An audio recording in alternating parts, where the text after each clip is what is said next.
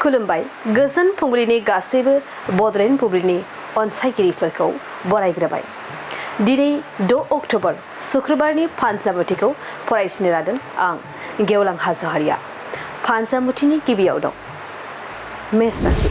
दिनै गोबां गोहो फैगोन नोंथांनाव। गुबुना मावनो हायै खामानिखौ मावफुंनानै दिनै नोंथाङा देरहासार जानो हागौ। वृष राशि। नोंथाङा दिनै जानाय लोंनायखौ मोजाङै बासिनानै जानांगोन। मोजाङै बासिनानै जायाब्ला नोंथांनि देहानि गोबां खहा जानो हागौ। मिथुन राशि। दिनै नोंथांनि मुंखौ गोबां सुबुङा मिथिगोन। मोजां खामानियाव दावगालांनो हानायनि थाखाय नोंथांखौ गोबां मानसिफोरा सिनायगोन। कर्कट राशि। दिनै नोंथांनि दिना जोबोरैनो गाज्रि दिन। बेफार फालांगि बायदिफोराव नोंथाङा दिनै खहा जानो हागौ। सिंह राशि। नोंथांनि दिनै मोजां सान। नोंथाङा दिनै गोबां खुसि जागोन। नोंथांनि गेदेर थांखिया दिनै जाफुंनो हागौ। कन्या राशि। नोंथाङा दिनै नोंथांनि थार लोगोखौ लोगो मोनगोन। लोगोजों गोबां सुखु दुखुनि खोथा रायज्लायगोन। तुला राशि। दिनै नोंथाङा खामानिफोरखौ मोजां जोथोनै मावनाया मोजां। नोंथांनि खामानि मावनायफोरा लेथेर फेथेर जानानै थांनो हागौ।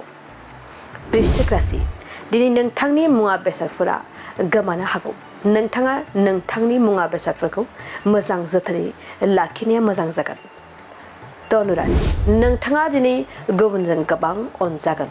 दिनै नोंथाङा मोजां खामानि मावनायनि थाखाय नोंथाङा न'खरनि सोद्रोमाफोरजों अनजागोन।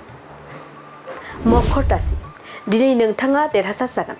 नोंथांनि गेदेर थांखि साननाया दिनै जाफुंनो हागौ। कुम्भ राशि। दिनै नोंथाङा गोसोखौ मोजां मोननाय नङा। नोंथाङा न'खरनि माखासे जाथायफोरखौ साननानै गोसोआव असान्थि मोनगोन। मीन राशि। नोंथांनि गोसोआव दिनै बानाय फैगोन। जायखिजाया खामानिफोरखौ नोंथाङा दिनै मावनो बागोन। दिनै सानसेनि राशि फरायथिनायाबो एसेनोसै। आसा खालामो नोंथांनि दिनैनि साना मोजाङै मोजां थांगोन। बेखौ बड'लेण्ड बुब्लि नखरनिफ्राय मिजिंथिबाय। गोजोन्थों।